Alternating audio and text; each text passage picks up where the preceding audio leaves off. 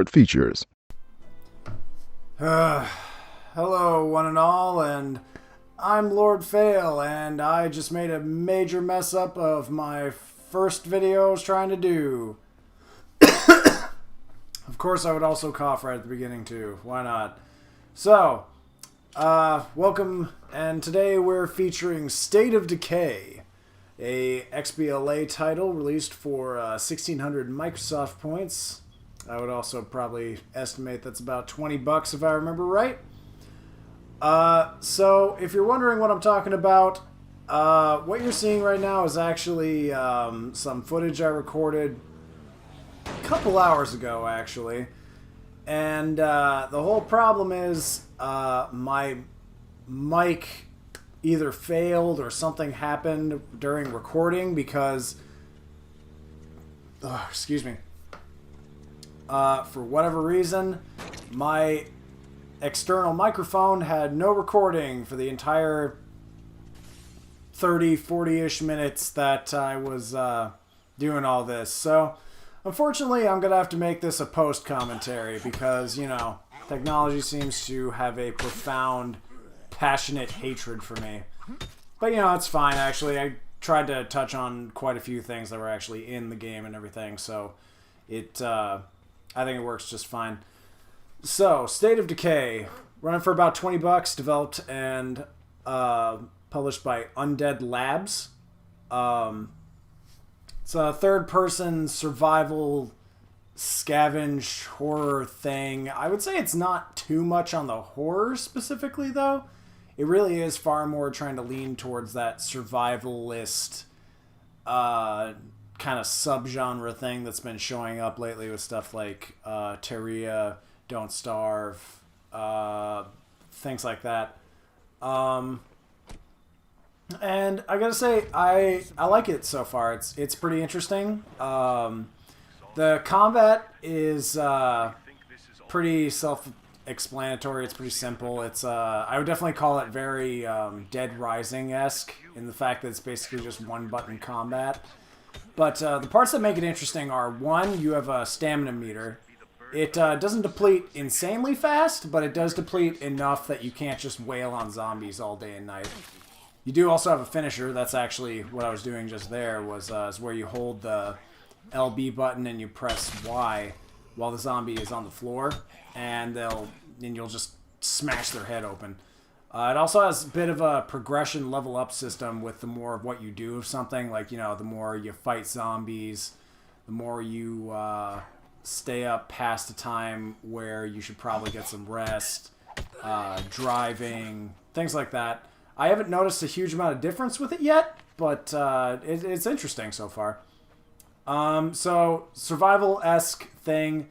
Basically, this kind of ties into the story. The story itself, very weak. The story it feels almost non-existent. It's very unobtrusive. It's very very uninteresting. It's every single zombie plot you've ever heard and then some. But basically, it's you and about 3 other people get taken into this other place after this other small town after your campsite gets overrun by the undead, just all over the place. And you come here to a stronghold held up at a church. It always seems to be a church somehow. And you see that really big dot, that really big red one right there? That's the stronghold.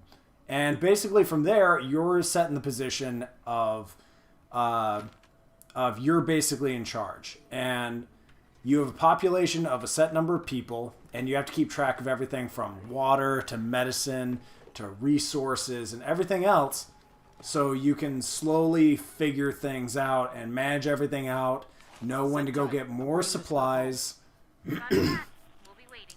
Right now what I'm doing actually is trying to get some... Oh, well, right there I'm just getting attacked by a zombie, but basically what I'm doing right now is getting extra supplies from a weapon shop because I was low on weapons.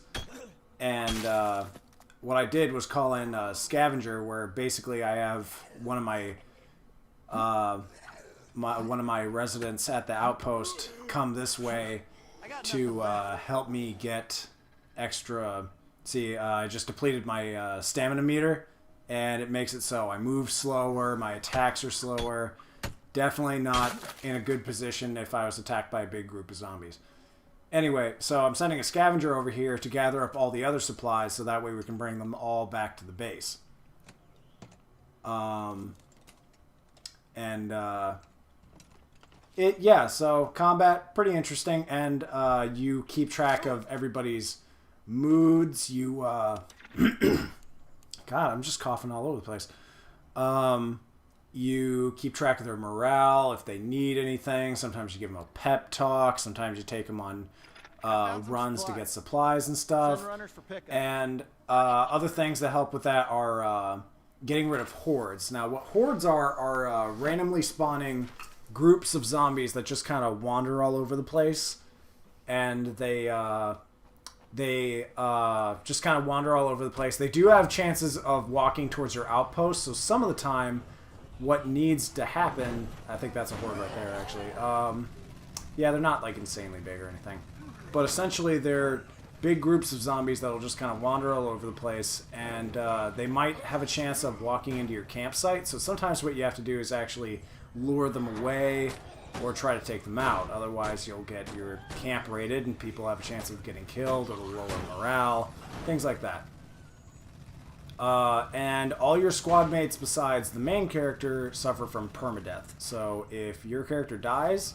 Oh yeah, this is interesting actually. Right there, my scavenger just got in some trouble. He got nabbed by some zombies, so I have to go help him escape, so that way he can come here and get the rest of the supplies and help me.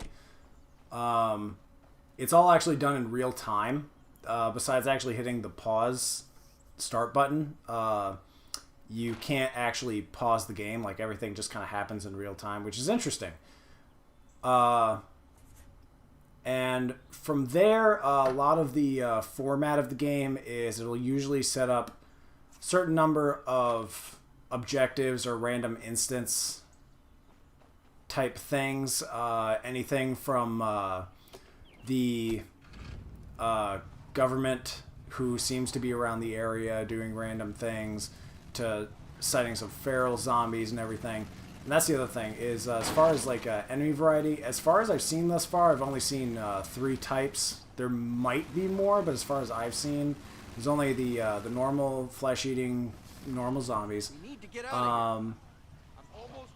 From there, there's also screamers, which I have a bit of footage of me fighting some screamers. Actually, they're quite a bit annoying, actually, but there's screamers, and then there's also I'm getting really munched on zombies there. I was messed up. I took out this.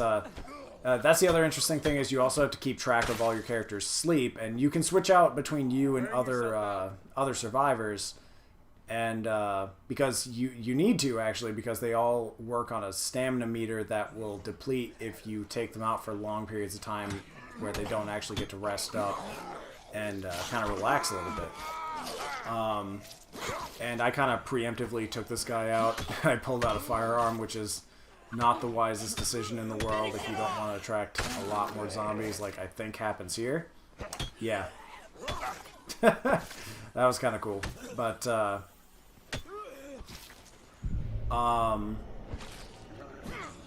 now, the one major problem I have with this game, kinda, is there's another finisher. It's pretty cool. Is one of those things where it's $20, and okay, and yeah, this kind of, I really wish my original audio was here, because this really kind of capitalized the whole thing and got me talking about this in the first place. Is, good lord, this is one of the main problems with the game. I'll probably switch up some of the video clips too, because I also have I have some extra footage of this other instance where I finally get Timothy over to the place I'm trying to get him to scavenge, and he starts, like, his model, for whatever reason, just freaks out when he starts searching through things in that building, and he starts, like, flying all over the place and clipping through things. It's really strange. And this happens all the time in this game, and I don't know why. And and as far as I understand, Undead Labs, this is their first actual game release, and like you can really tell this is their first release. Yeah, this is me really honestly trying to figure out how on earth to get that zombie out of that door, because he's like stuck. I cannot hit him or anything, and I can't get Timothy out. Yeah, he's just in there. He's just in there. I pushed him back in. I'm trying to push him out. I'll probably fast forward a little bit and show you. I eventually figure out that you can, if they get stuck like that, you can still just shoot them, and they'll die pretty easily. But it does kind of suck that, you know, I guess you just got to guarantee that you have a firearm on you, even though that's an interesting part of the inventory system where you keep everything at your base or whatever, you know, logical sense. You're scavenging for things. You're trying to keep everything together. And if you take things, it will deplete from your influence, which is this, it's this measurement of showing how, like, in charge you are and how much strength your group has as a whole. And it's very interesting. It's an actually very interesting scenario of you already have limited supplies, but you might also be taking away a bit from your influence with the group and everything. And I don't know. I think it's interesting. Graphics wise, everything looks okay. Everything looks passable. Yeah, I didn't even have to fast forward it. There we go. Graphics wise, everything looks pretty okay. Everything looks pretty alright. It looks fine. There's nothing like painfully awful about any of it, and there's nothing particularly amazing about it either. I will say the controls are a little more complicated than I'd probably prefer. The controls, as far as I know, every single button does something, and you can really tell by like the 800th time that you pause and you look at the controls layout, so you can figure out what's going on. And but eventually you figure it out. There's me taking out another horde. Taking out hordes is also a really good way of boosting morale, because if there's too many hordes around, people will start to get scared and not follow you as much, not have as much hope, you know, all that stuff. The cars are interesting. I spent a really long time not even knowing that they actually took, like, damage of any kind. I thought that was funny. But you spend a really long time without even really realizing that there's actually, like, car damage in the game, because I was driving around a truck, and, you know, they usually take more hits. And it's quite a bit interesting how there's also some characters that say not to use cars because they make a lot of noise, and they also say something about how it takes gas to keep them going. Okay, but I don't see any proof of that. I see absolutely no proof of that. I've driven around a car for like a long while, and I've yet to ever have it actually run out of gas or something. But they do seem to take damage. They don't seem to take that much damage from the zombies, though. So usually when it comes to hordes and everything, cars are pretty much your best bet.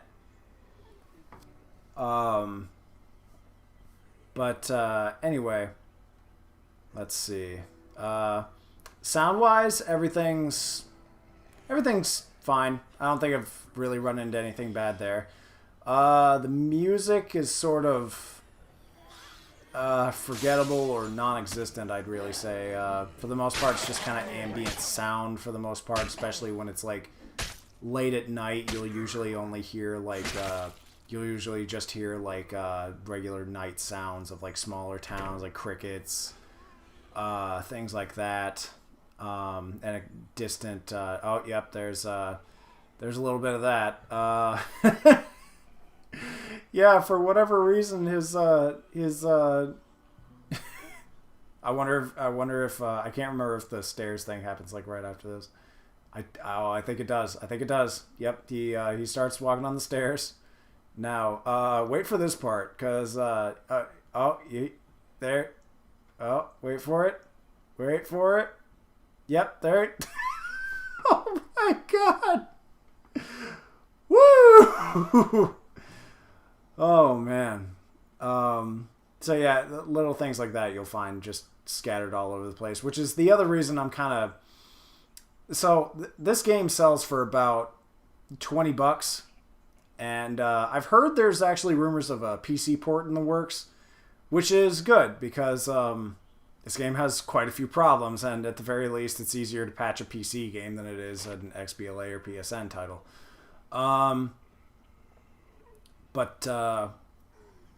Yeah, thus far,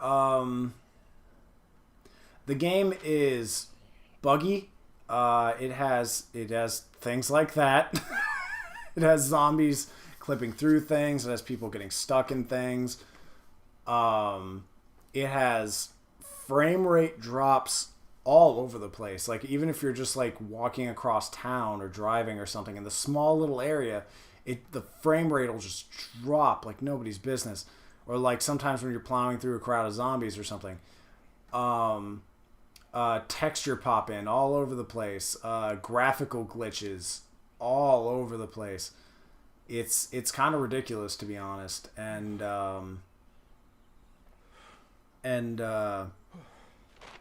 it's kind of a shame, because were those not there, at most it would just be me kind of questioning whether or not this is 100% worth $20 of your money, simply because the story is so uninteresting. But as far as like gameplay wise, the everything's pretty varied. It's pretty nice. It's I've yet to really run into anything that's too filler or uninteresting, really. It's just more me trying to make sure that everyone's alive and everything. And I like that. I like that little bit of extra management thing, because you have to keep track of all their weapons, too. You have to keep track of ammunition.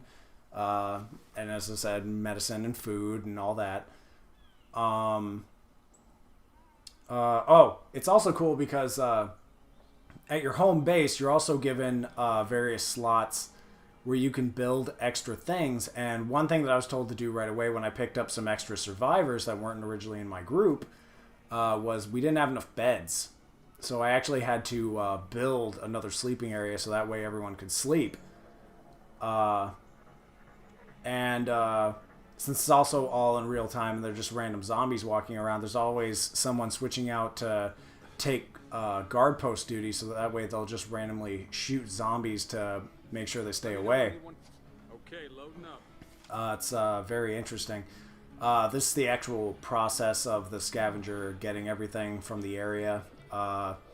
It starts this little progress meter thing. It usually guarantees that zombies start spawning in. You have to defend them and help them get them away, so that way they gather everything and then you take them back to the base. But yeah, for the most part, the only issue that should really be whether or not this is worth $20. And yep, there's don't you glitch out on me. But there goes any sense of this show being serious at all. But the problem is the game has problems. The game has a lot of problems. And the most of what I can hope for is that a PC version and patching, just in general, comes up quite a bit. And you know, if a Steam version comes up, I would really appreciate maybe them dropping it to about $15. There's nothing wrong with $15. I would, if this was $15 or if this was $10, it wouldn't even be a question. I would just be telling you to, that was me flying through the wall. If this game had no problems like that, I would just be telling you to get it, like right here and now. But there's enough that I'm really hesitant to say $20 is good enough. If this was $15, gets a PC port and quite a bit of patching, which I'm assuming is probably going to happen just by the sheer amount of money that came up in the first place, then I would be able to more confidently recommend it. But so far, I am having fun, and if you're into that sort of slight bit of micromanagement, survival aspects thing, this is definitely an interesting game. This is definitely, and the weapon variant and how, because bigger weapons or heavier weapons will swing heavier. Sometimes they'll have like better percentages of actually taking out the zombie in fewer swings, things like that. Yeah, for the most part, this is definitely an interesting title, but $20 interesting, I'm really not sure. I would say try out the trial version if you have XBLA available to you. If not, hopefully this video maybe showed you a little bit more. If I can, or I find something interesting, I'll try and do another video on it. But for the most part, that's pretty much about it. I don't think I really forgot to... There's Timothy just owning that zombie. Just taking him out. And I think that's about it. So I will see you guys next time.